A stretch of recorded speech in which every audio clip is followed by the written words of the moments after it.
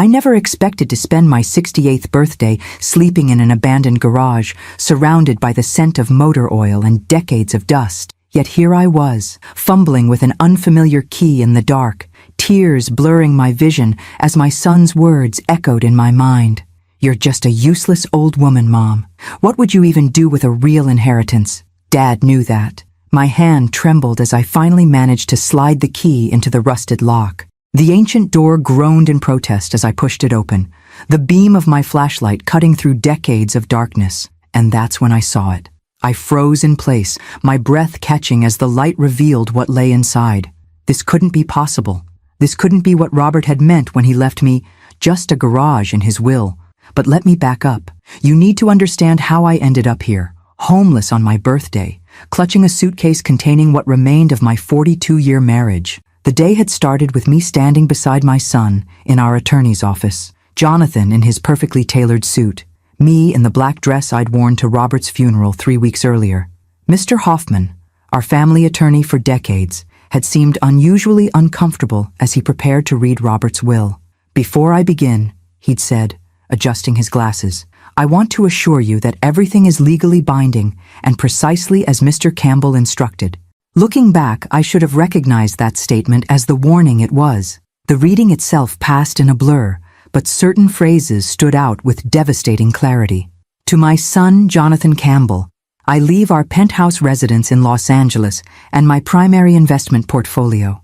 And then, almost as an afterthought, "To my beloved wife, Susan Campbell, I leave the property located at 1420 Industrial Parkway, the garage and its contents." A garage. After 42 years of marriage, my husband had left me a garage.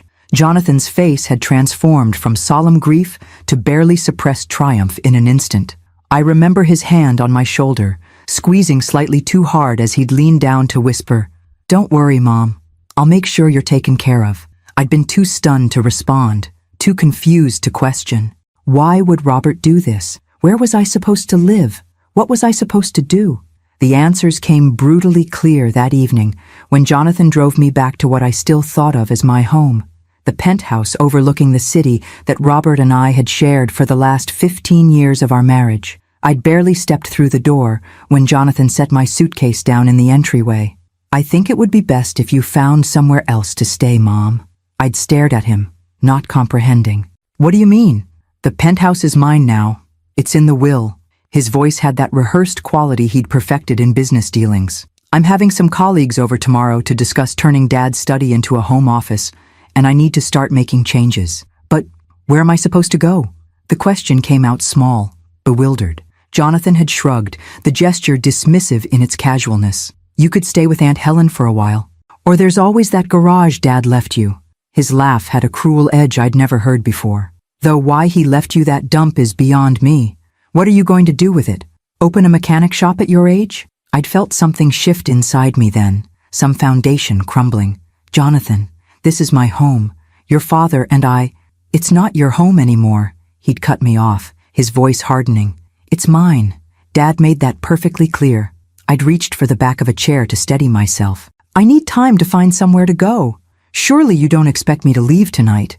That's when he'd said it, the words that would echo in my mind for hours afterward as I drove aimlessly around the city, eventually finding myself on an unfamiliar street in the industrial district, staring at a dilapidated garage with a padlock on its door. "You're just a useless old woman, Mom. What would you even do with a real inheritance?" Dad knew that. The cruelty had been so unexpected, so at odds with the son I thought I'd raised, that I couldn't even respond. I'd simply taken my suitcase, my purse, and the key Mr. Hoffman had given me after the reading, and walked out. So here I was, standing in the open doorway of a forgotten garage, my flashlight beam revealing something so unexpected that I couldn't process what I was seeing, because the interior wasn't filled with junk or abandoned tools as I'd expected. The space before me contained 3 vehicles, each covered with custom-fitted cloth covers, arranged with meticulous precision. But it was the gleaming object partially visible at the front of the garage that had stopped my heart momentarily.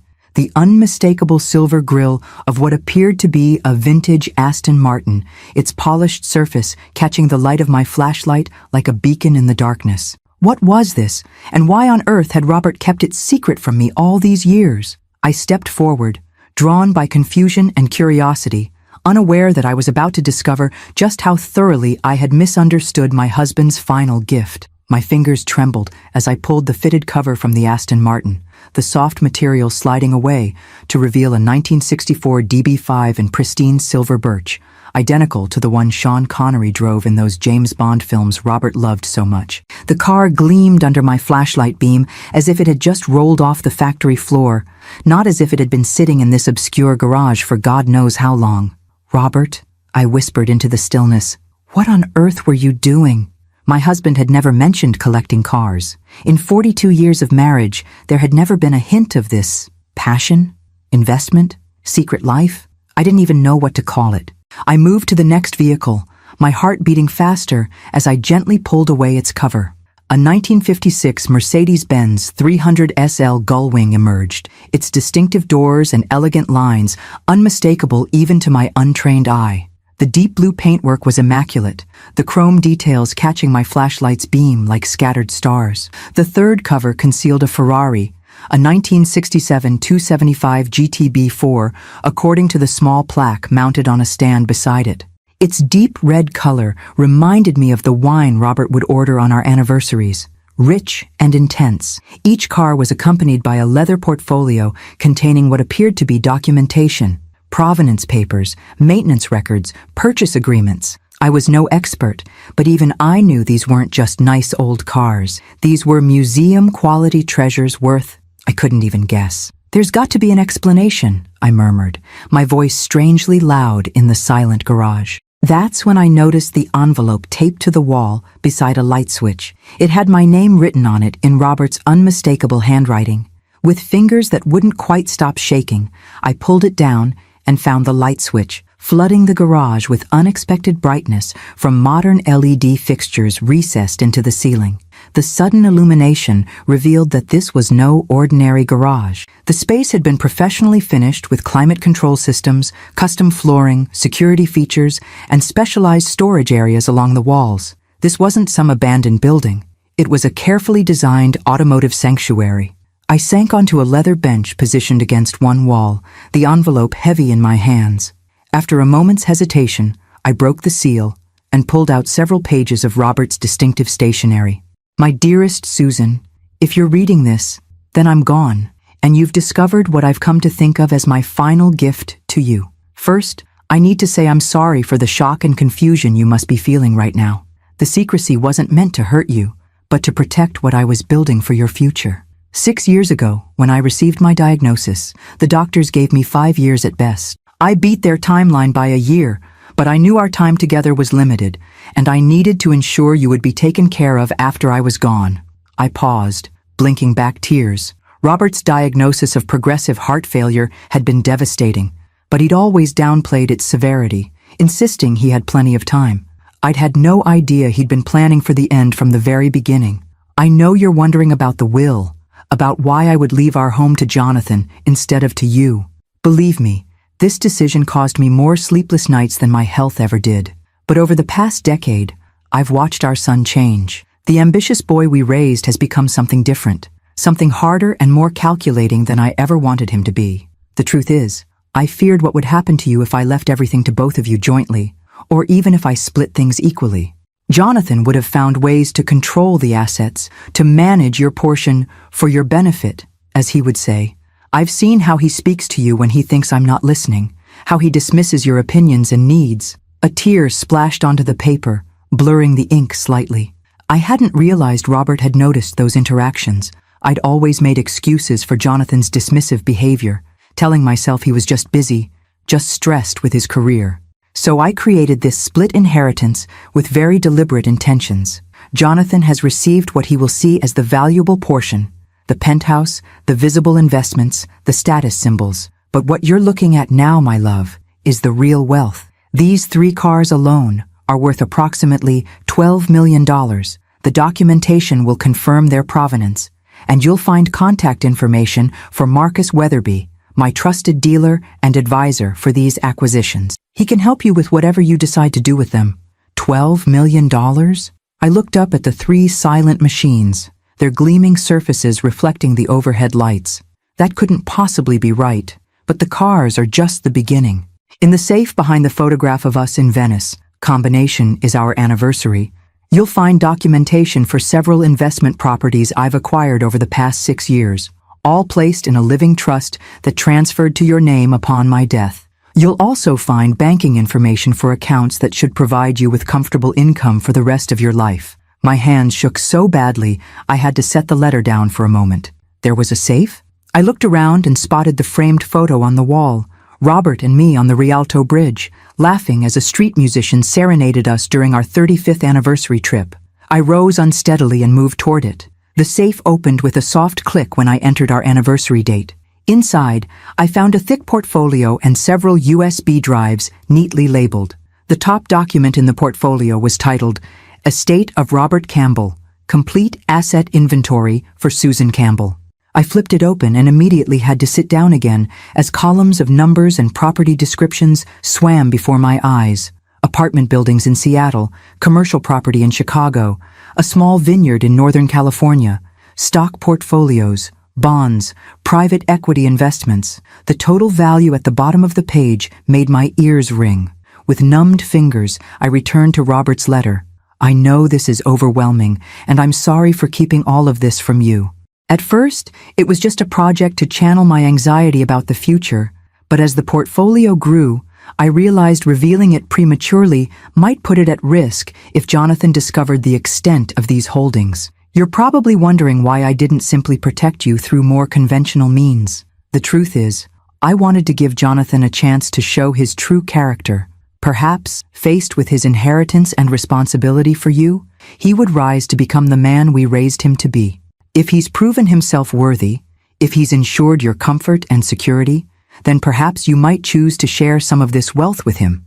But if he has revealed a different nature, well, then this legacy is your protection against that reality, your independence, your freedom. I had to stop reading again as a sob escaped me.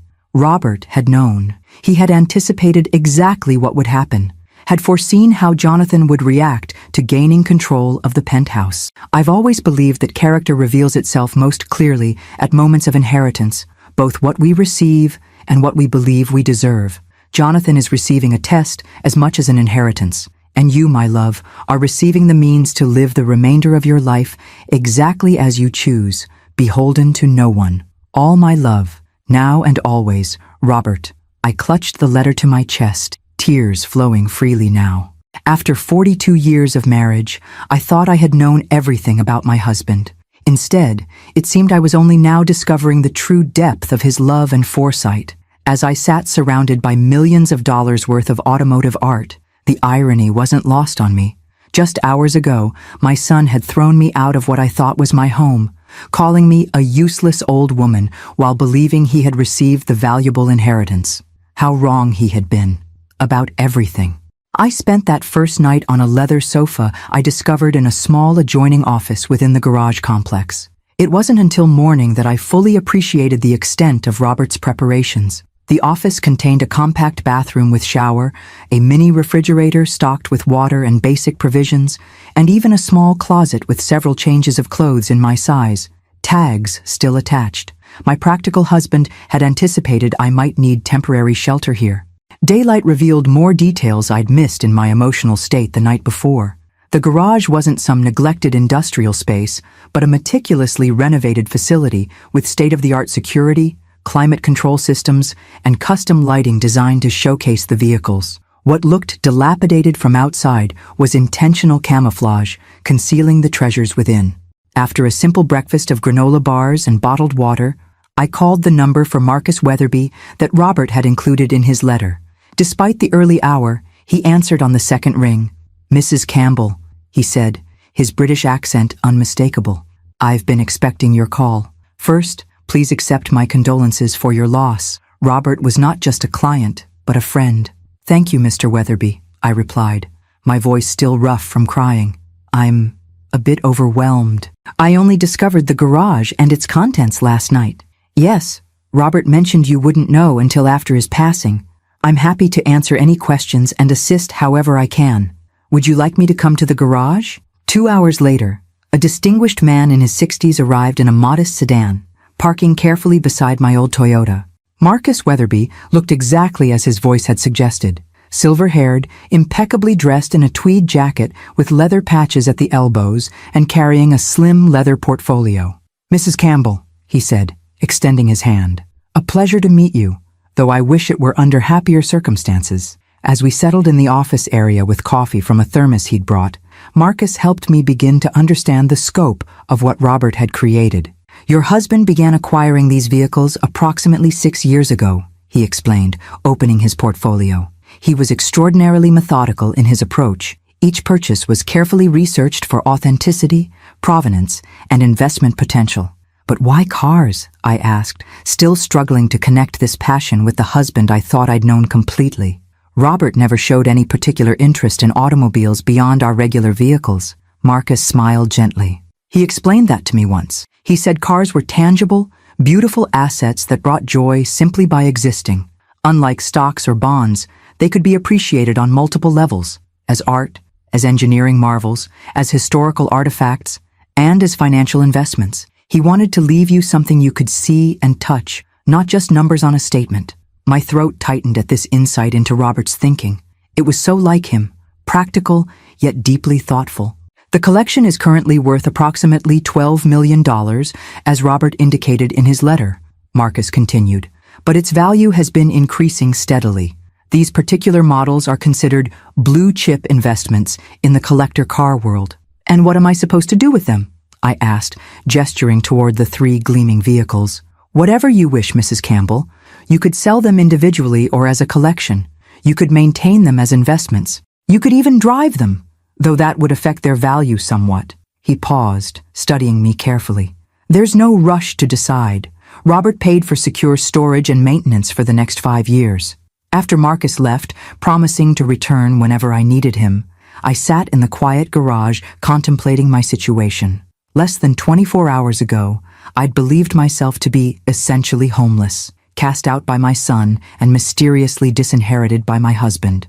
Now I was discovering I was a wealthy woman with options I'd never imagined. But I had nowhere to live except this peculiar garage with its hidden amenities. I spent the day going through the portfolio from the safe, gradually comprehending the extent of Robert's secret financial maneuvering. Beyond the cars, he had assembled an impressive collection of income-producing properties and investments, all carefully structured to transfer to me seamlessly upon his death. One document particularly caught my attention: the deed to a modest but lovely cottage in Carmel, a coastal town we had visited several times over the years and always loved. According to the paperwork, Robert had purchased it 4 years ago, fully furnished and ready for occupancy. I had a home.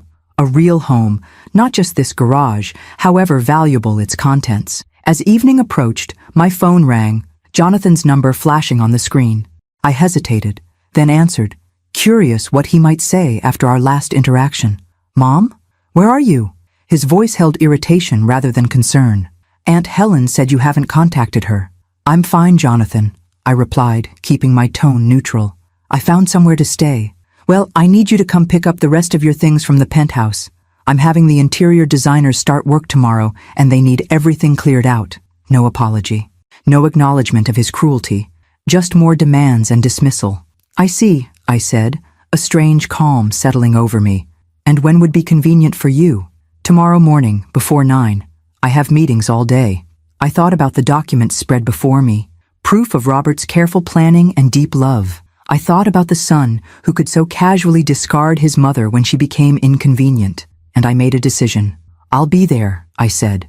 After hanging up, I called Marcus back and asked if he could recommend a good attorney specializing in estate matters. By the time night fell, I had appointments scheduled with both legal counsel and a financial advisor for the following afternoon.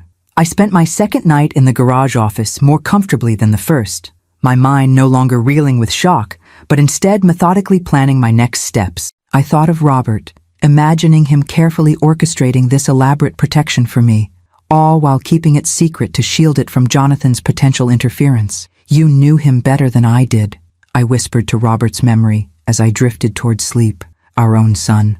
The realization was painful but clarifying. Robert's unusual will hadn't been a rejection of me, but an act of profound love and foresight. He'd sacrificed having me share in his secret project during his final years to ensure I would be truly independent after he was gone. Tomorrow, I would face Jonathan one more time, collect whatever personal treasures remained in what had been our home, and then begin my new life, one that Robert had carefully crafted for me from the shadows. As I fell asleep, I found myself wondering what expression would cross Jonathan's face if he knew what was housed in the worthless garage he had mocked. But that revelation, if it ever came, would be on my terms and my timeline. For now, I had the advantage of being underestimated, a useless old woman with a secret fortune and a growing determination to honor Robert's final gift by using it wisely. The next morning, I arrived at the penthouse precisely at 8:45, having taken care with my appearance in a way I hadn't bothered with for weeks. I wore one of the new outfits from the garage closet, a simple but elegant pantsuit in navy that fit surprisingly well, and had styled my hair carefully. Small rebellions, perhaps, but they helped fortify me for the confrontation ahead.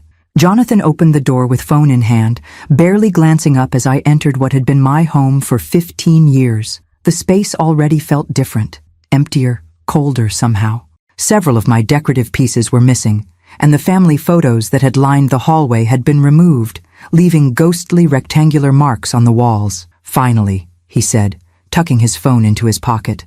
"I've boxed up most of your personal stuff. The designers will be here at 9:30, so we need to be efficient." No greeting. No inquiry about where I'd spent the night after he'd thrown me out of my home. Just immediate focus on his own convenience. "Good morning to you too, Jonathan," I replied, my voice steadier than I expected. "I see you've already started redecorating." He shrugged, leading me toward the master bedroom where several cardboard boxes sat stacked on what had been my side of the bed. "No point waiting. The place needs a complete update to maximize its value."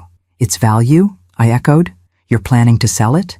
"Eventually. It's oversized for one person, and the market's hot right now. I figure I'll renovate, enjoy it for a year or so, then flip it for a substantial profit." The casual dismissal of the home Robert and I had created together stung, but I merely nodded. "I see." "And Robert's things?" Jonathan gestured vaguely toward more boxes in the corner. "I kept the Rolex in his cufflink collection. The rest is just clothes and old man stuff. You can take whatever you want. The rest is going to donation." "Old man stuff," I repeated softly, approaching the boxes. Inside the first one, I found Robert's beloved books, his collection of vintage fountain pens, the sweater I'd given him last Christmas that still faintly carried his scent. Each item a piece of the man I'd loved, now designated as worthless by our son. I methodically began sorting through the boxes, setting aside items precious to me, while Jonathan paced impatiently, checking his watch every few minutes. "Can't you hurry this up?" he finally snapped. "It's just stuff, Mom. You don't even have a place to store it all." I looked up at him, really seeing the man my son had become, handsome like his father, but with none of Robert's warmth or compassion in his eyes. When had that happened? When had ambition and materialism hollowed him out so completely? "I have a place," I said quietly, "and I'll take as much time as I need. These aren't just possessions, Jonathan. They're memories." He rolled his eyes. "Fine. I have calls to make. Just be finished by 9:30. He strode from the room without a backward glance. As I continued carefully selecting items to take with me, I found myself moving through stages of grief, not just for Robert, but for the son I thought I'd raised. Had he always been this cold, this dismissive? Had I simply refused to see it, making excuses for increasingly callous behavior over the years? Robert had seen it clearly, though, clearly enough to create an elaborate plan to protect me from our own child. When I finished selecting what mattered most to me, I found Jonathan in what had been Robert's study, now half emptied of its contents. My husband's beautiful mahogany desk, the one he'd inherited from his father, was gone, replaced by some sleek glass and chrome monstrosity that looked more like a spacecraft than furniture. "I'm finished," I announced from the doorway. Jonathan glanced up from his laptop. "Great. Do you need help carrying things down? I can call the doorman." "That would be appreciated, thank you." I hesitated, then added, "I'd like to say a proper goodbye to the place if you don't mind." 15 years of memories deserves a few moments of reflection. Something flickered in his expression. Irritation, impatience, perhaps a fleeting touch of guilt, but he nodded, Sure, whatever. Just lock up when you leave. I need to meet the designers downstairs. He brushed past me without another word, leaving me alone in the emptying penthouse. I took my time walking through each room, saying silent farewells to the space where Robert and I had spent our later years together. In our bedroom, I opened the closet one last time, running my fingers along the few remaining items of Robert's clothing that Jonathan hadn't yet boxed up. At the back of the closet, I noticed something. Robert's old leather messenger bag, pushed into a corner as if hastily hidden. I pulled it out, unzipping it to find a sealed envelope inside with my name written on it, along with a note. If you find this, Susan, it's an extra copy of everything in the garage safe, just in case. My clever, thorough husband, creating backups to his backups. I tucked the envelope securely into my purse, an unexpected treasure from this final visit. When the doorman had helped load my selected possessions into my car, I took one last look at the building before driving away. I felt a strange mixture of loss and liberation. The penthouse had been our home, filled with memories both beautiful and painful, but it had never truly been mine, in the way Robert had intended the garage and its contents to be. I drove directly to the law offices of Patricia Winters, the attorney Marcus had recommended. She was a striking woman in her 50s with keen eyes and an air of formidable competence that immediately put me at ease. Mrs. Campbell, she greeted me, shaking my hand firmly. I've reviewed the documents you forwarded. Your husband created quite an extraordinary estate plan. Yes, I agreed, settling into the chair across from her desk. I'm still trying to comprehend it all. From what I can see, everything is in impeccable order. The trust structures are sound, the transfers clean. He clearly worked with excellent counsel. She leaned forward slightly. What I'd like to understand is what you hope to achieve now. I considered her question carefully. I need to secure my future, find a permanent place to live, understand my financial position completely. I paused, then added, and I need to determine how to handle my relationship with my son going forward. Patricia nodded. From what you've shared about recent events, that last point may be the most complicated. Have you decided whether to tell him about the extent of your inheritance? Not yet, I admitted. Part of me wants him to continue believing I have nothing but a worthless garage. Let him live with the consequences of his actions and attitudes, but I'm not sure that's the right approach either. There's no rush to decide, she assured me. For now, let's focus on getting you settled and secure. I suggest you visit the Carmel property as soon as possible.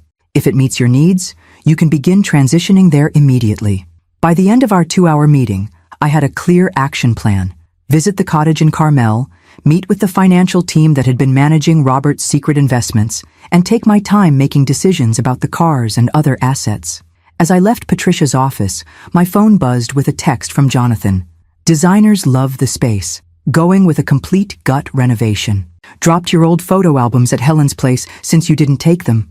No inquiry about whether I wanted those family photos. No concern about where I was staying or how I was managing.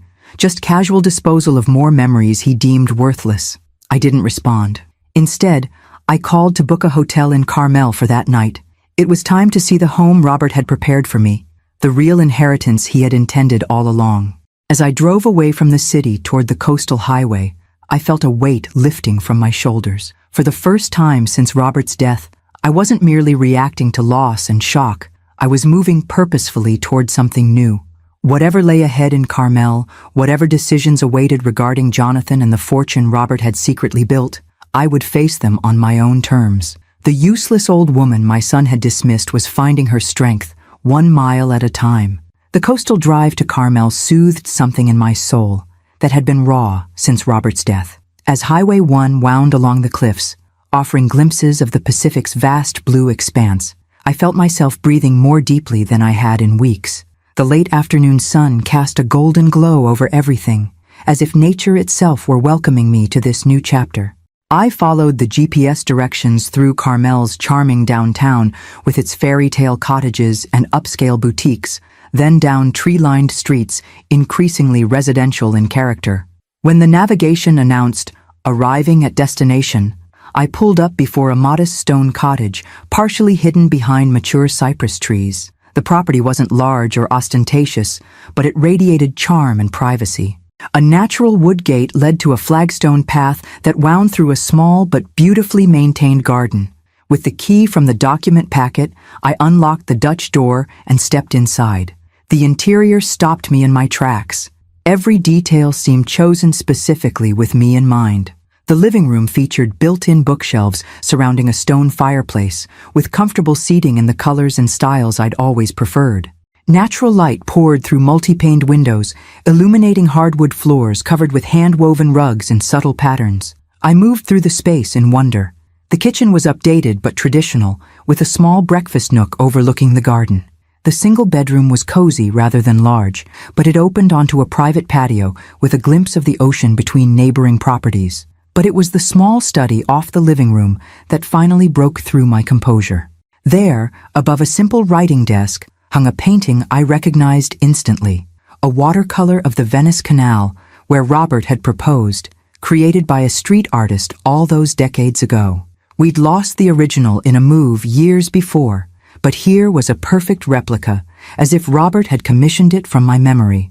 The tears came then, not the desperate sobs of recent weeks, but a gentler release. Robert had created this space for me with such care, such attention to the things that would bring me comfort and joy. Even in death, he was caring for me in ways I was only beginning to understand. I sank into a window seat cushioned in my favorite shade of blue, watching the last light of day filter through the trees. For the first time since receiving news of the will, I felt truly at home.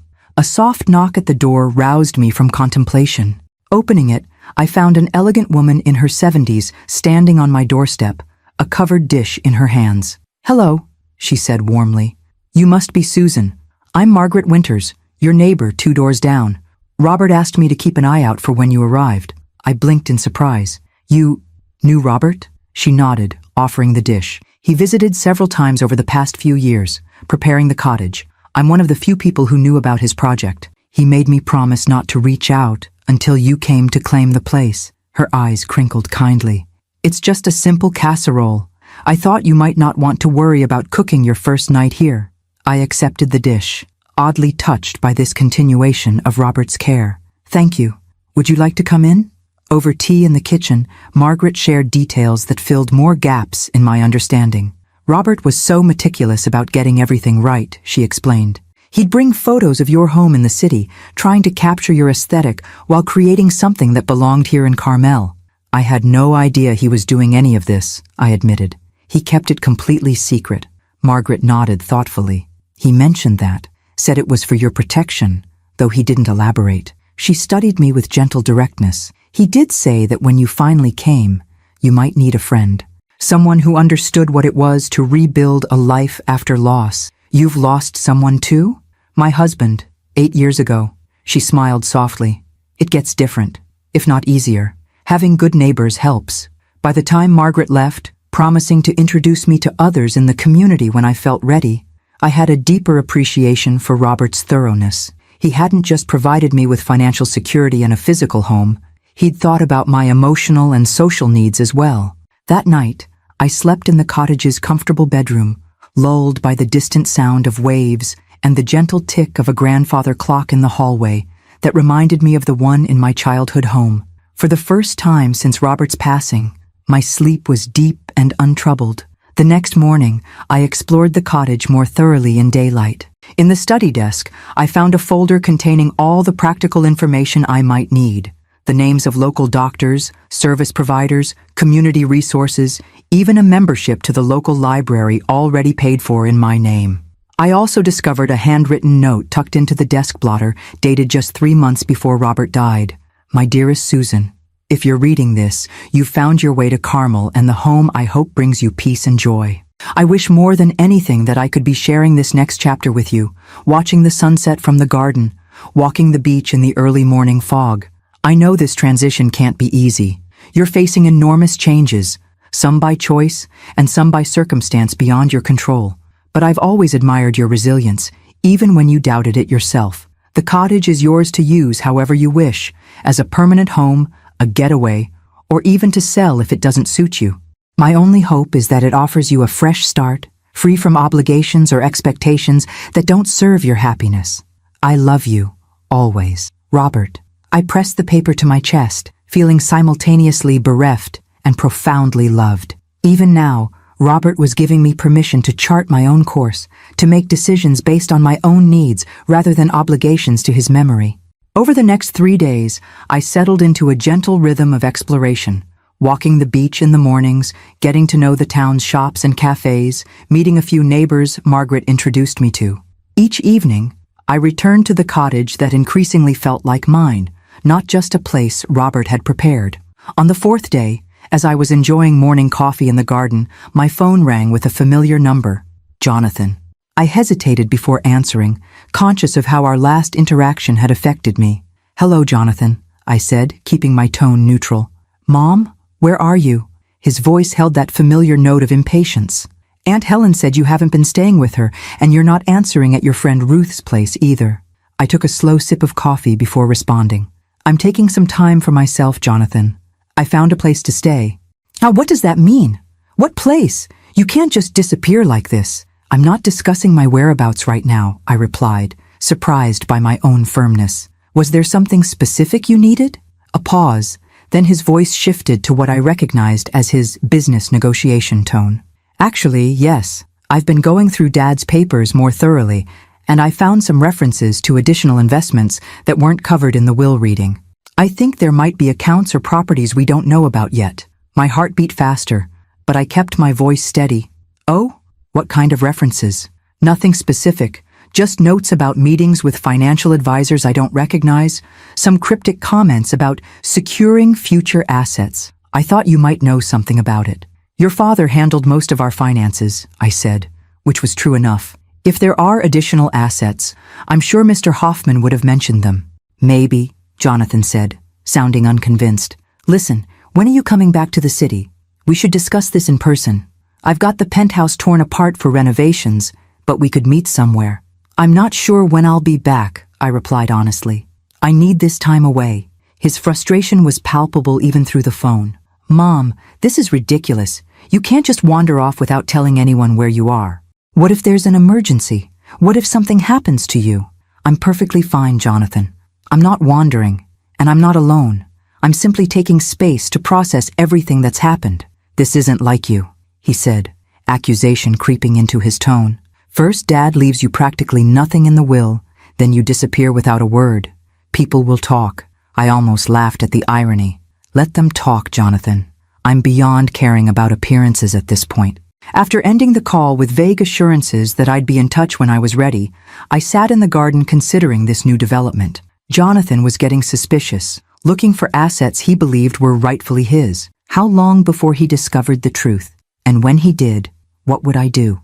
The question Robert had posed in his letter loomed larger with each passing day.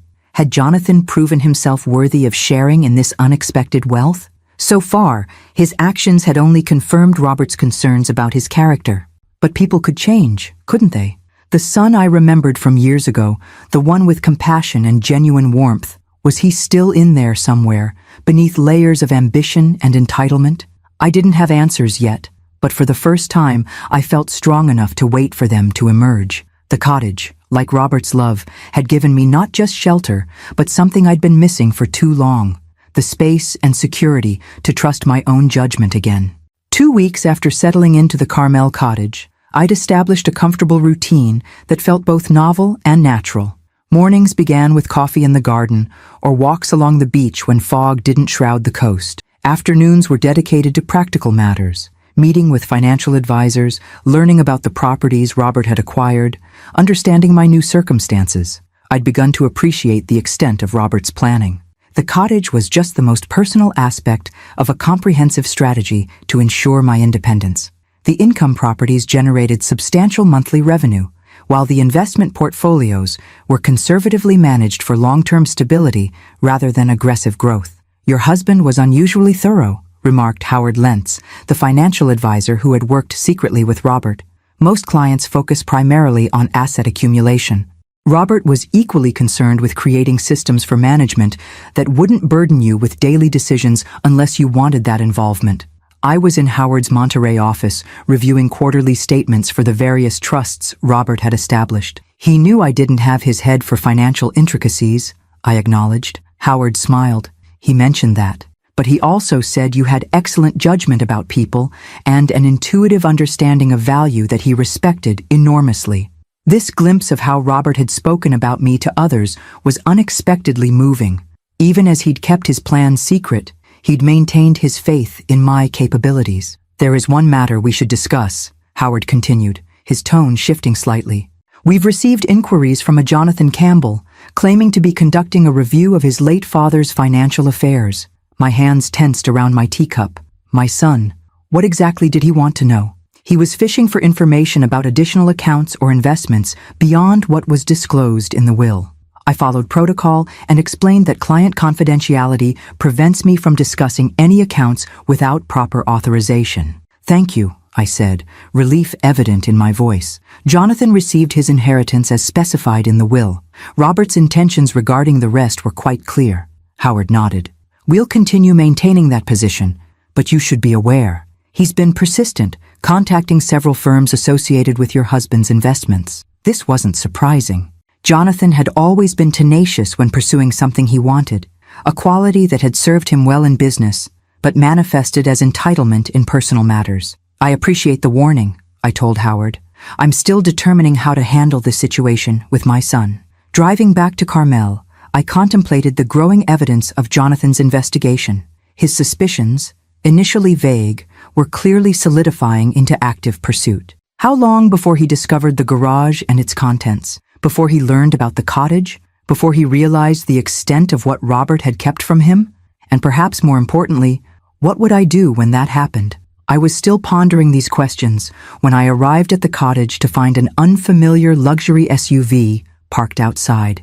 My heart sank as I recognized the personalized license plate, J. Campbell. Jonathan stood on my doorstep, arms crossed, expression a mixture of triumph and accusation. "Found you," he said as I approached. "Interesting place you've got here, Mom. When were you planning to mention it?" I kept my voice calm despite my racing pulse. "Hello, Jonathan. This is a surprise." "I bet it is," he replied, glancing pointedly at the cottage. "Care to explain how you're suddenly a property owner in one of California's most expensive coastal towns?" I unlocked the door, gesturing him inside. No point in creating a scene for the neighbors. "I think you'd better come in."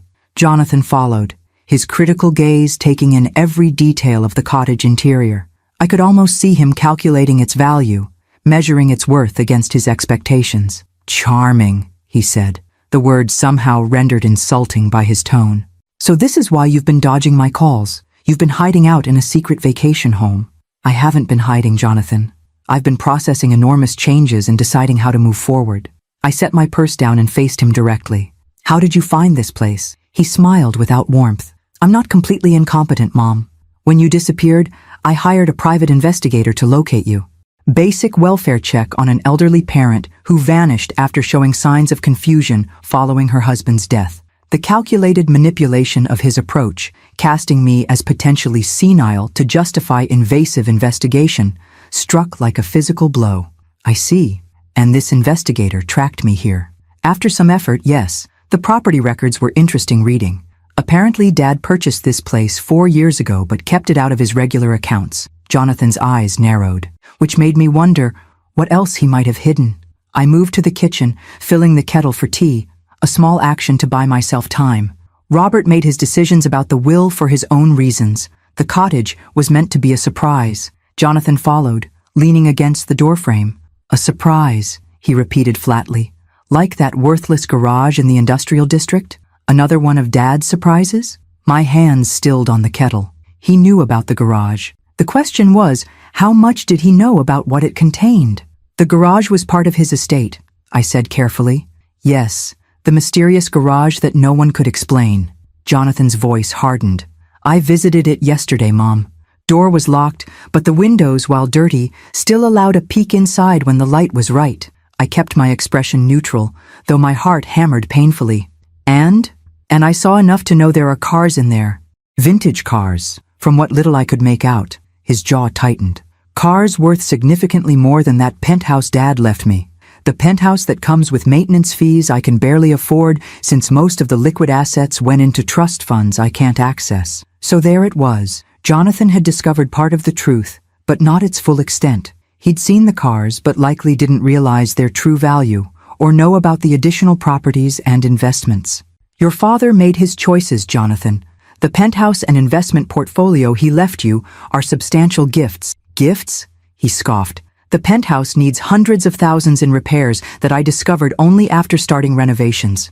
The investment portfolio barely covers my existing commitments.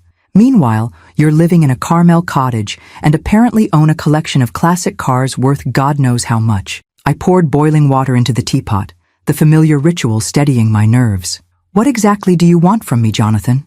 The truth would be a start, he replied. Did you know about these secret assets all along? Were you and Dad planning this manipulation of the inheritance? No, I said firmly, meeting his gaze. I knew nothing about the cottage or the garage until after Robert died. I was as surprised as you are now. This admission seemed to catch him off guard. Then why keep it from me these past weeks? Why disappear instead of explaining? Because I needed time to understand it myself, I answered honestly. And because your behavior after the will reading didn't exactly invite confidence or collaboration. He flinched slightly, then recovered. I was upset, finding out Dad had essentially disinherited me in favor of you. Disinherited you? I interrupted, disbelief coloring my voice. He left you a multi-million-dollar penthouse and investment accounts worth millions more. A fraction of what he apparently had hidden away. Jonathan's voice rose. Those cars alone are worth what, Jonathan? I challenged. How would you know their value unless you've been investigating far more thoroughly than you're admitting? He had the grace to look momentarily abashed. I have contacts in the collector car world, made some discreet inquiries based on what little I could see. Of course you did, I murmured, suddenly weary of the deception and counter-deception. Would you like some tea? If we're going to have this conversation, we might as well be civilized about it. This mundane offer seemed to deflate some of his righteous anger. He nodded, taking a seat at the breakfast nook while I prepared 2 cups. As we sat facing each other across the small table, I saw something beneath Jonathan's indignation that I hadn't noticed before. A vulnerability, perhaps even fear. For all his bluster about being cheated out of his rightful inheritance, was there something more fundamental driving his pursuit? Jonathan, I began, my tone gentler. Why does this matter so much to you? You have a successful career, a beautiful home, financial security most people never achieve. What difference does it make if Robert left additional assets to me? He stared into his teacup, avoiding my gaze. It's not about the money. Not really. Then what is it about? When he finally looked up, I glimpsed the child he had once been. Uncertain, seeking approval. It's about what it means. Dad trusted you with these assets, these secrets. He didn't trust me. And there it was, the core wound beneath the entitlement and anger. Not greed, but rejection. In his mind, Robert's careful planning represented not protection for me, but lack of faith in him. Oh, Jonathan, I sighed. It wasn't about trust or lack thereof. Your father was trying to create security for both of us in different ways. By hiding millions in assets from me, his bitterness returned. By leaving you secretly wealthy while making it seem like he'd left you nothing but a worthless garage. I took a careful sip of tea, considering how much to reveal. The moment had come sooner than I'd expected, forcing a decision I wasn't fully prepared to make. How much of Robert's reasoning should I share? How much of the truth could Jonathan bear to hear? The late afternoon light slanted through the cottage windows, casting long shadows across the kitchen table where Jonathan and I sat in uneasy silence. I studied my son's face, the familiar features that echoed Robert's, yet somehow lacked the compassion that had always softened my husband's expression. There's a letter, I said finally, from your father. It explains his decisions more clearly than I could. Jonathan's posture stiffened. A letter? You've had a letter explaining all this and didn't think to share it? It was addressed to me, Jonathan, and given how you treated me after the will reading, I wasn't exactly eager to share something so personal. I met his gaze steadily. You called me a useless old woman and threw me out of my home. His eyes flickered away, a hint of discomfort crossing his face. I was upset. People say things they don't mean when they're emotional. Do they? I asked quietly. Or do moments of high emotion simply reveal what's normally kept hidden? Rather than answering, Jonathan gestured impatiently. This letter, do you have it here? I rose and went to the study, retrieving both Robert's original letter from the garage and the copy I'd found in his messenger bag. Returning to the kitchen, I hesitated before handing him the copy. Before you read this, I want you to understand something. Your father loved you, Jonathan. Nothing in his actions was meant to hurt you, only to protect what he valued. Let me be the judge of that, he replied, taking the letter with barely concealed eagerness. I watched as he read, his expression shifting from anticipation to disbelief to something darker. His hands tightened on the paper, knuckles whitening as he reached the paragraphs addressing Robert's concerns about his character. When he finished, he set the letter down with deliberate care, as if afraid his control might shatter if he moved too quickly. So, he said, his voice dangerously quiet, Dad thought I was what? Too materialistic? Too selfish to be trusted with the family wealth? He was concerned about how your values had changed over time, I corrected gently, and about how you might handle having authority over my financial well-being. And his solution was to deceive me? To create this elaborate scheme making me think I got the valuable inheritance while secretly leaving everything of real worth to you? His voice rose with each question, indignation building. Do you have any idea how humiliating this is? Jonathan, no, he cut me off, standing so abruptly his chair scraped against the floor. You don't get to Jonathan me in that patronizing tone. Not after this. Dad manipulated me, tested me like some lab rat to see if I'd pass his twisted moral examination. I remained seated, refusing to match his emotional escalation. Your father made the best decisions he could based on what he observed over years, not days or weeks. If his assessment seems harsh, perhaps that deserves reflection rather than rejection. He paced the small kitchen, tension radiating from every movement. Reflection? You want me to reflect on being portrayed as some kind of heartless monster in my own father's eyes? That's not what the letter says, I pointed out. It expresses concern about certain tendencies, not a fixed judgment of your entire character. Jonathan stopped pacing to stare at me incredulously. Are you seriously defending this? He left you a fortune while setting me up to reveal my true nature. And apparently, I failed his test spectacularly by expecting to actually receive what the will specified. There was no point arguing about his characterization. In a sense, he wasn't wrong.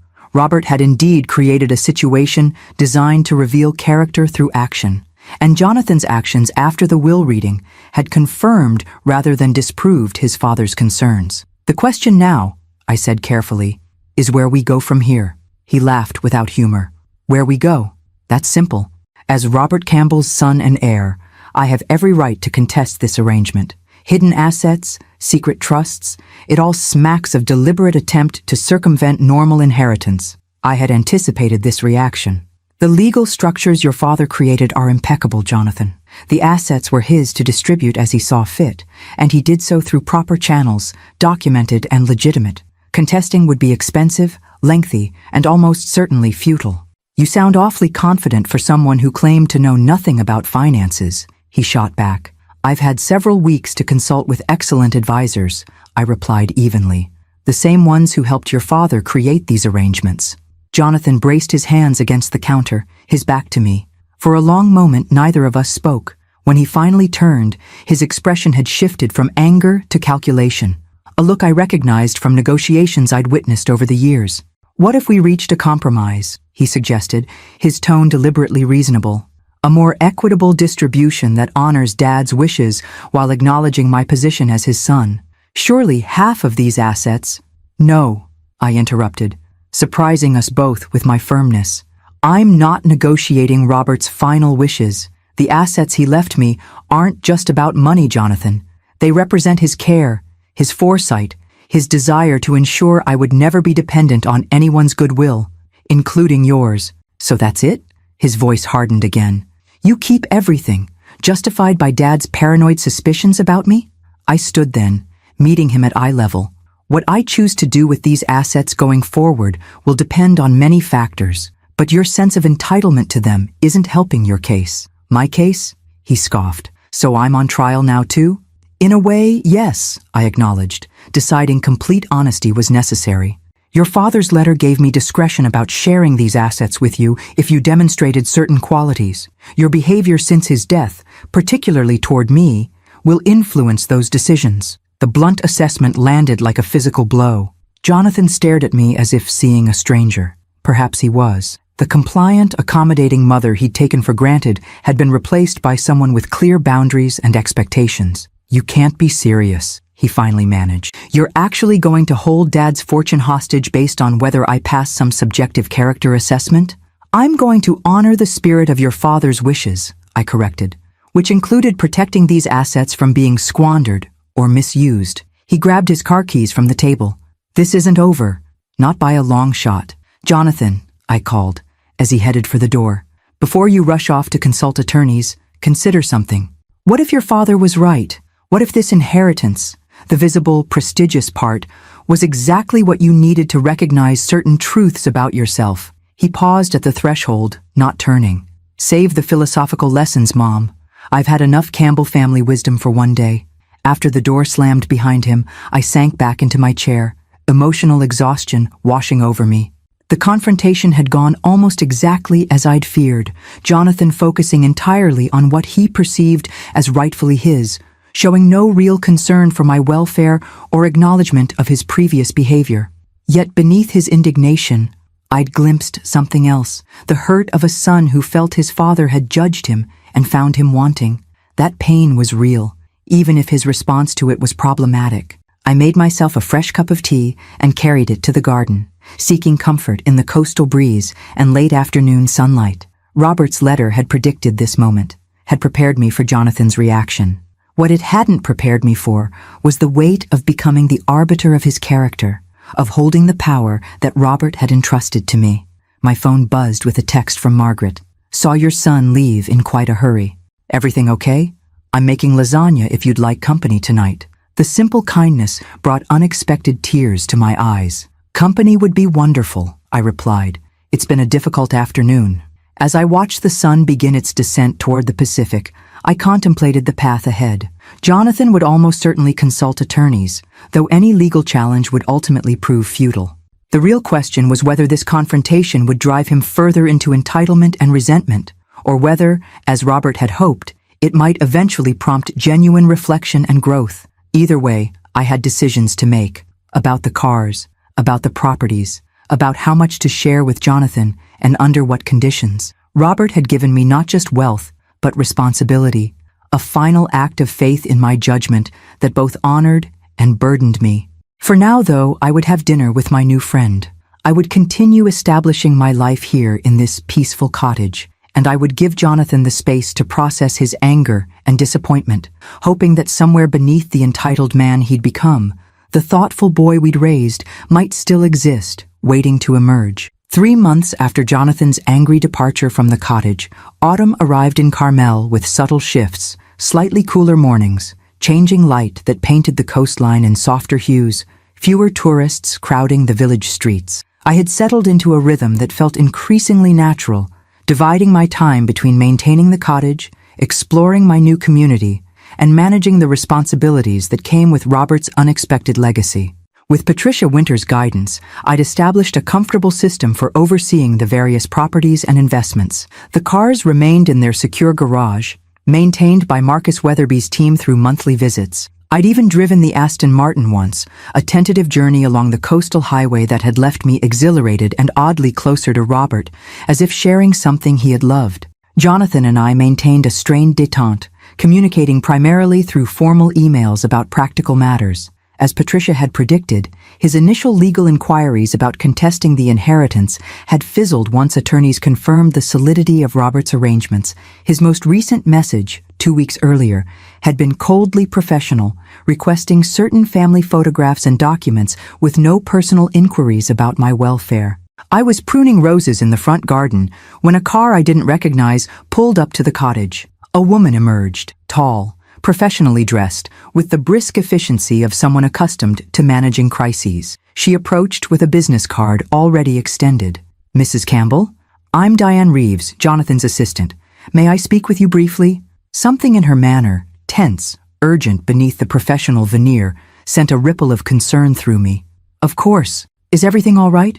She glanced around as if assessing privacy. "Perhaps we could speak inside."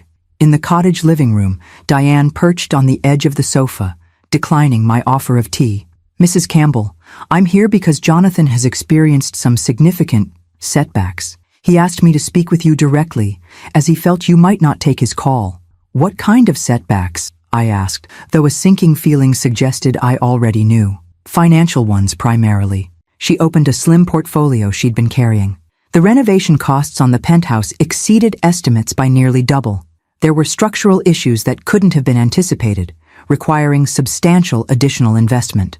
I nodded, unsurprised. Robert had mentioned the building's aging infrastructure years ago, though his suggestions about preventative maintenance had been dismissed as unnecessary expense. Simultaneously, Diane continued, Jonathan's primary investment failed. He had committed substantial capital to a development project that encountered regulatory obstacles. The details are complex, but essentially, he's facing significant losses with limited liquid assets to cover them. I see. I kept my expression neutral, though part of me had been anticipating something like this. Jonathan had always pursued aggressive investment strategies, preferring dramatic gains over steady growth. And how does this concern me? Diane shifted uncomfortably. Jonathan is facing potential foreclosure on the penthouse. The renovation loans use the property as collateral, and with the investment failure, he cannot meet the payment schedule. That's unfortunate, I said carefully. But I'm still not clear on why he sent you to me with this information. She met my gaze directly. Mrs. Campbell, to be blunt, Jonathan needs financial assistance. He's aware that you have resources that could help him avoid bankruptcy and losing the penthouse. There it was. The request I'd been expecting since the confrontation 3 months ago. Not an apology, not a reconciliation attempt, but a financial appeal delivered through an intermediary to avoid the humiliation of asking directly. Has Jonathan considered selling the penthouse? I asked. Even partially renovated, it would likely cover his debts. He's explored that option, Diane acknowledged. Unfortunately, in its current state, mid-renovation, the property would sell at a significant loss. Additionally, there are complications with some of the contractors that make a quick sale problematic. Translation: Jonathan had likely alienated the construction team through demanding behavior or payment issues, creating additional obstacles. I appreciate you coming to explain the situation, I said after a moment. Please tell Jonathan I've heard his request and will consider it. Diane looked startled by the non-committal response. Mrs. Campbell, the situation is quite urgent. The foreclosure proceedings could begin within weeks. I understand, I replied, my tone firm but not unkind. And I'll need time to consider my response. That's all I can offer today. After showing the clearly dissatisfied assistant out, I sat in my garden thinking about Jonathan's predicament. Robert's letter seemed almost prophetic now. He had anticipated that Jonathan's financial decisions might eventually lead to crisis, creating the very scenario we now faced. The next morning, rather than calling Jonathan immediately, I drove to the city to see the penthouse situation for myself. The building's doorman, recognizing me from my years living there, allowed me up without calling ahead. What I found was sobering. The once elegant home had been gutted to the studs in most areas, with exposed wiring and plumbing creating a hazardous maze. Construction equipment sat abandoned, a fine layer of dust suggesting weeks had passed since any work had been done. Expensive marble and custom fixtures were stacked haphazardly, some already damaged from improper storage. As I carefully picked my way through what had been our home, I felt a complex mixture of emotions. Sadness for the destruction of spaces that held so many memories, frustration at the obvious waste and mismanagement, and an unexpected sense of gratitude for Robert's foresight in protecting me from depending on Jonathan's financial judgment. I was examining water damage extending from the master bathroom into adjoining rooms when I heard the front door open. "Mom!" Jonathan's voice carried through the gutted space. "The doorman said you were here." He appeared in the doorway, and I was struck by how different he looked from our last encounter. His normally immaculate appearance had slipped. His clothes were still expensive but slightly rumpled, his face showing the strain of sleepless nights. He'd lost weight, the sharpened angles of his face emphasizing how much he resembled Robert in his more difficult moments. "I wanted to see it for myself," I explained, gesturing to the demolition surrounding us. Jonathan ran a hand through his hair, a gesture of frustration I recognized from his childhood. "I assume Diane spoke with you." "Yesterday," I confirmed. "She explained your financial situation." And the single word carried a weight of expectation, and I needed to understand the full picture before making any decisions.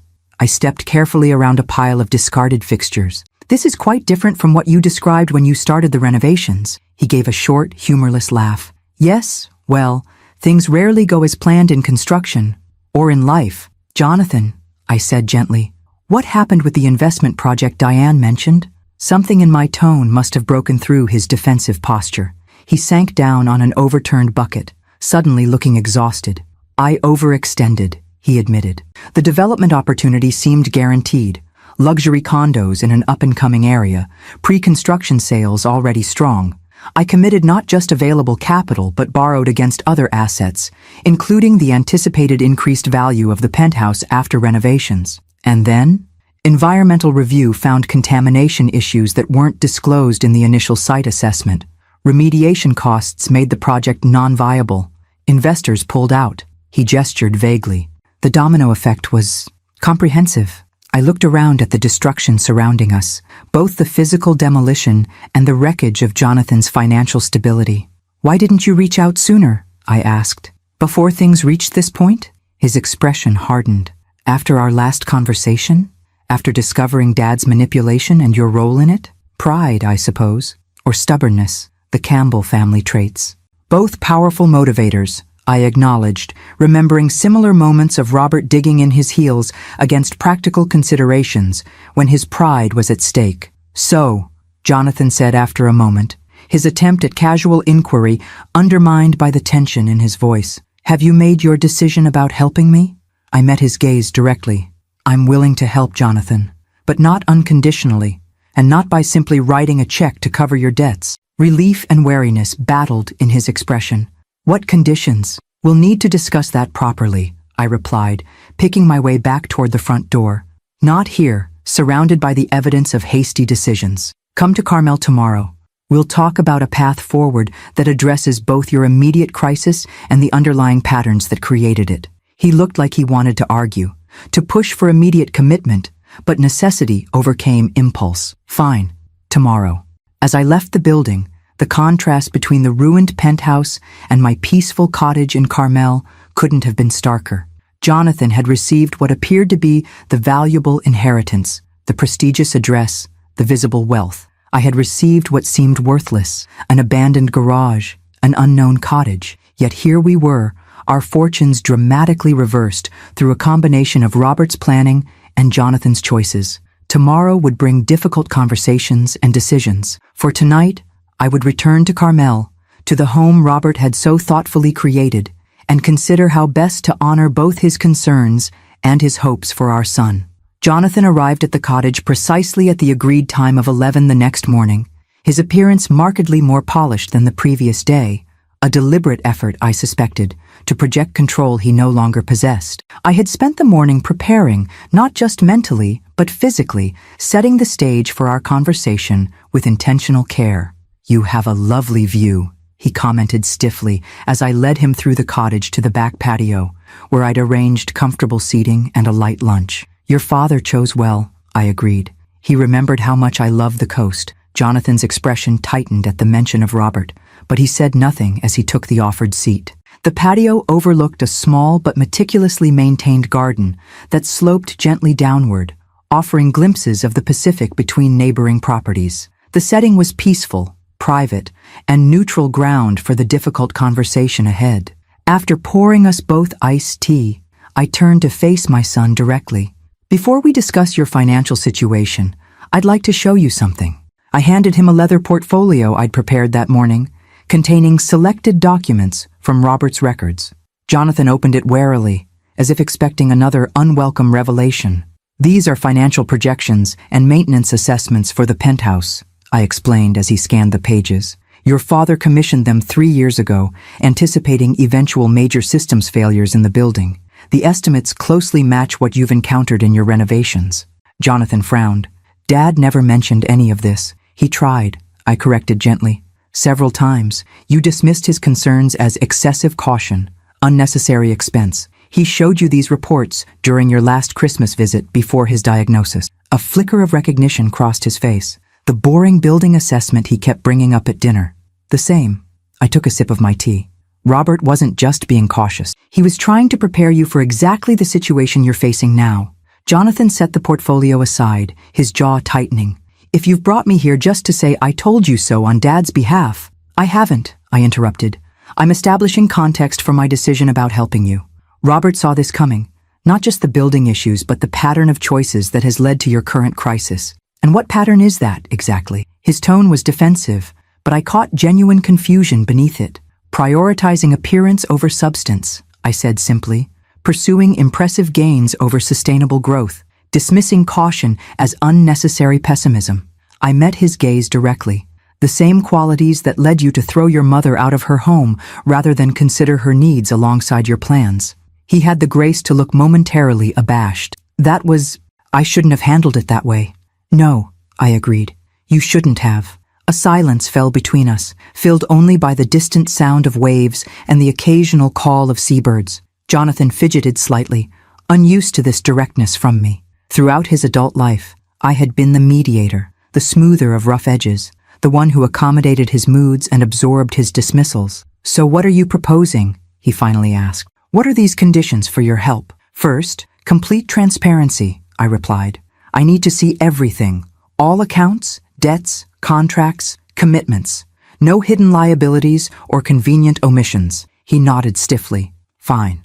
What else? Professional financial management going forward, I continued.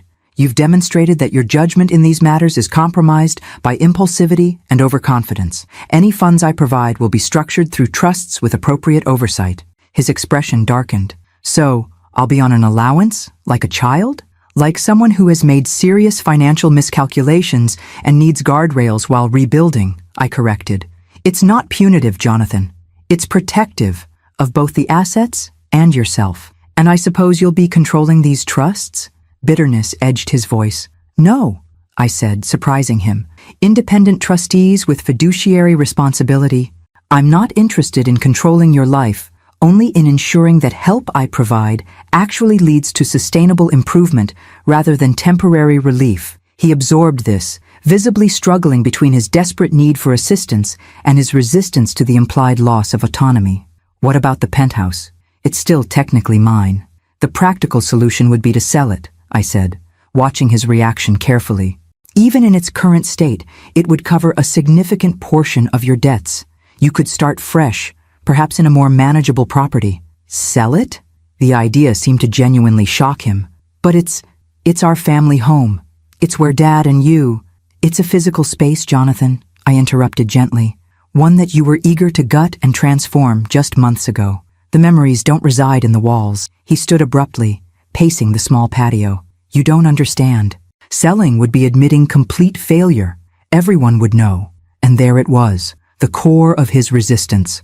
Not emotional attachment to our family home, but concern about the public perception of selling it under financial duress. Image over substance, yet again. People already know, I said quietly. Construction halted months ago. Contractors have filed liens. The financial community discusses these matters. He stopped pacing, shoulders slumping slightly. I've really destroyed everything, haven't I?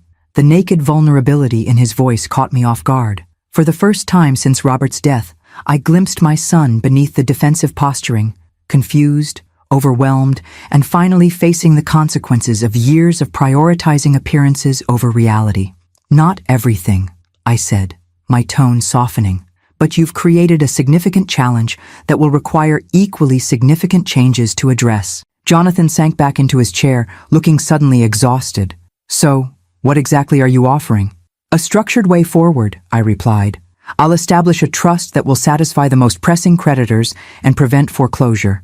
We'll bring in professionals to either complete the renovations appropriately or prepare the penthouse for sale, depending on what makes financial sense after proper assessment. And in return? In return, you agree to financial oversight for a defined period. You work with a counselor on the underlying patterns that created this situation. And I hesitated, then continued firmly. You make amends for how you treated me after your father's death. His eyes snapped to mine. Amends? What does that mean exactly? It means acknowledging the harm done. It means understanding that relationships have consequences just as financial decisions do. I leaned forward slightly. Jonathan, I'm not offering help purely as a financial transaction. I'm offering it as a mother who believes her son can be better than his recent behavior suggests. Something in my words seemed to penetrate the armor he'd maintained throughout our recent interactions. He looked away, blinking rapidly. I didn't mean what I said that day, he said quietly. About you being useless. I was angry and lashing out. Perhaps, I acknowledged, but those words didn't emerge from nowhere. They reflected an attitude toward me, toward older women generally, that you've harbored for some time. He didn't deny it, which represented its own small progress. I need time to think about all this, he finally said. It's a lot to process. Take the time you need, I replied. But remember that your creditors' timelines won't adjust to your contemplation schedule. Some decisions have narrow windows of opportunity. As Jonathan left the cottage an hour later, neither of us had definitive answers about the path forward. I had outlined my offer and conditions.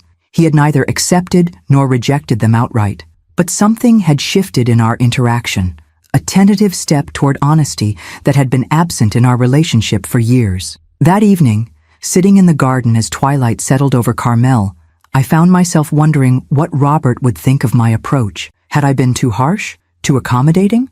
There was no way to know, of course, but I felt a quiet confidence that I had found my own balance, neither the enabling mother I had sometimes been, nor the purely transactional business person Jonathan might have expected. The path ahead remained uncertain. Jonathan might reject my conditions out of pride, or accept them with hidden resentment rather than genuine understanding. But for perhaps the first time in our adult relationship, I had spoken my truth clearly, without cushioning it to protect his feelings or preserve artificial harmony. Whatever came next would be built on that foundation of honesty, however uncomfortable it might be. And in that, I believed Robert would recognize the wisdom of his unconventional inheritance plan, not in the distribution of material assets, but in the opportunity it had created for both Jonathan and me to finally see ourselves and each other clearly.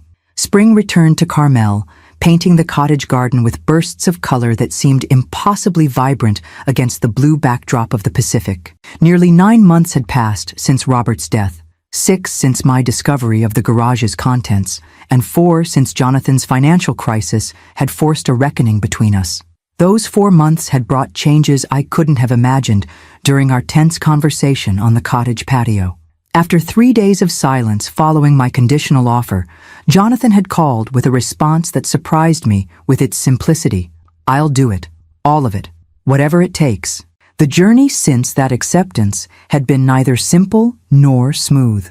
The financial restructuring alone had required weeks of intensive work with accountants and attorneys, uncovering the full extent of Jonathan's financial entanglements, some significantly worse than he had initially disclosed. The penthouse required difficult decisions, ultimately resulting in a compromise, completing essential renovations to make it marketable, then selling it to cover the most pressing debts. More challenging than these practical matters was the emotional work Jonathan had committed to undertaking. Weekly sessions with a therapist specializing in family dynamics and financial psychology had initially been approached with skepticism, but gradually became a source of genuine insight. Our own relationship entered new territory as well, territory neither of us navigated perfectly, but with increasing honesty on both sides. I was tending to the roses that framed my garden gate when a now familiar car pulled into the cottage driveway. Jonathan emerged carrying a small package, his appearance noticeably different from both his former polished executive persona and the desperate man who had faced financial ruin months earlier. His clothing was still quality, but less ostentatious, his demeanor more relaxed. He had even grown a short beard that softened the sharp angles of his face, making him look remarkably like Robert in his younger days. "The garden looks amazing," he commented, greeting me with a kiss on the cheek, a gesture that had once been perfunctory but now carried genuine warmth. "You've really transformed this place. Just working with what your father started," I replied, setting aside my gardening tools. "Coffee on the patio?" As we settled into what had become our routine for these monthly visits, I noted the ease that had gradually replaced the tension of our earlier interactions. Jonathan still struggled sometimes with the financial constraints the trust imposed, still occasionally reverted to old patterns of judgment or dismissiveness, but the changes were undeniable. "The penthouse closing is next week," he informed me, stirring his coffee. "Final walkthrough went well. We'll clear about 40% more than the initial distress sale estimates, thanks to the targeted renovations. That's excellent news, I said. It will give the trust more flexibility for your next steps. About those next steps, Jonathan set down his cup carefully. I wanted to run something by you. I've been offered a position with a community development organization focusing on affordable housing projects. I raised my eyebrows, unable to hide my surprise. Jonathan's career had always been in high-end commercial real estate and luxury developments, with frequent dismissals of affordable housing as financially unattractive. It's obviously a significant pay cut from my previous positions, he continued, but the trust structure means basic living expenses are covered and, he hesitated, searching for words. It feels like meaningful work, using what I know about development for something beyond profit margins. That sounds like a significant shift in focus, I observed carefully. What prompted it? Jonathan gazed out toward the ocean for a moment before answering. Remember that project that failed? The luxury condos? The site was eventually sold at bankruptcy auction to a non-profit housing developer. They're building mixed-income housing there now. Efficiently, thoughtfully designed, environmentally conscious. I've been consulting with them informally for a few months and... He shrugged, a gesture somehow both self-conscious and proud. I'm good at it. The technical aspects of development without the pressure to maximize every dollar of profit. I studied my son's face, noting the genuine animation as he described the project. It sounds like you found something that engages more than just your business acumen. Dad would probably find it ironic, Jonathan acknowledged with a rueful smile. Me ending up working in affordable housing development after years of chasing luxury markets. I think he'd be pleased, I corrected gently. He always admired competence directed toward worthwhile goals. Jonathan nodded, then reached for the package he had brought. Speaking of Dad, that's partly why I brought this. The penthouse clearance uncovered some things I thought you should have. Inside the carefully wrapped package was a small wooden box I recognized immediately.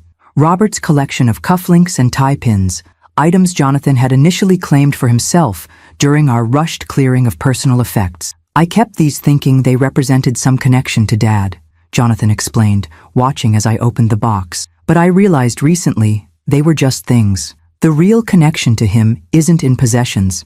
Beneath the cufflinks lay something else, a small velvet pouch containing my original wedding band, which I had assumed lost during the penthouse chaos. I found it in Dad's study safe, Jonathan said as I slipped the simple gold band from the pouch. Along with this, he handed me a small envelope with my name written in Robert's handwriting. Inside was a card containing just a few lines. For our 45th anniversary, coming soon. The first band was a promise of the life we would build. This one celebrates the life we created. All my love, always. Tucked into the card was a jeweler's receipt for a custom eternity band, dated just weeks before Robert's final hospitalization. An anniversary gift he hadn't lived to give me. He was planning ahead, even then, I said softly, tears blurring my vision. Always thinking of future moments. The jeweler still had the order, Jonathan said. I picked it up for you. He withdrew a small box from his pocket and handed it to me. Inside was a delicate band of sapphires and diamonds. Simple, elegant, exactly my taste. The stones caught the spring sunlight, sending prisms dancing across the patio table. Oh, Robert, I whispered, slipping the band onto my finger alongside my original wedding ring. They complemented each other perfectly. The plain gold of beginnings, the gemstones of a journey completed. Jonathan watched quietly, allowing me this moment of connection with his father. When I finally looked up, I saw something in his expression I hadn't witnessed in years. A softness, a respect untainted by impatience or calculation. Thank you, I said simply. This means more than I can express.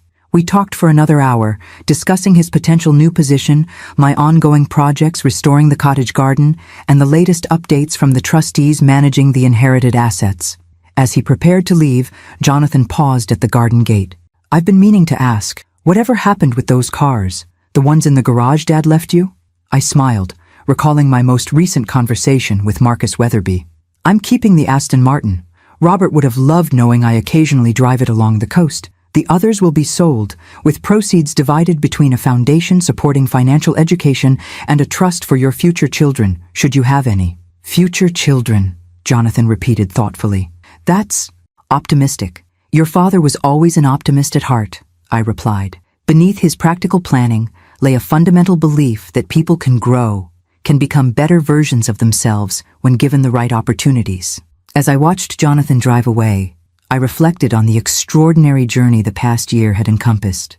Robert's unconventional inheritance plan had initially seemed cruel in its apparent imbalance, yet had ultimately achieved precisely what he'd hoped: security and independence for me, and a catalyst for Jonathan to confront patterns that were diminishing his life. Not every wound was fully healed between my son and me. Not every lesson had been perfectly learned, but we had begun a new chapter based on honesty rather than convenience, on mutual respect rather than obligatory roles. That evening, I drove the Aston Martin along the coastal highway, the powerful engine purring beneath me as I navigated curves Robert had never seen me take. The setting sun transformed the ocean into molten gold, while my hands, adorned with both the plain band of beginnings and the jeweled circle of completion, guided the wheel with growing confidence. "You were right," I said aloud to Robert's memory, my voice carried away by the rush of wind. About so many things. The worthless garage that had once represented my son's dismissal of my value had transformed not only my circumstances, but our relationship. The inheritance that seemed so cruelly imbalanced had proven to be Robert's final act of wisdom and love for both of us. As I turned the car toward home, my home, the cottage by the sea that Robert had prepared with such care, I felt a sense of completion, of circles closing and new ones beginning. Whatever the future held, I would face it with the security of Robert's planning behind me, the lessons of this challenging year within me, and the hard-won wisdom of knowing my own worth guiding me forward. The garage key that had once opened only a physical door had ultimately unlocked something far more valuable: a new understanding of love, legacy, and the courage to begin again, no matter one's age or circumstances.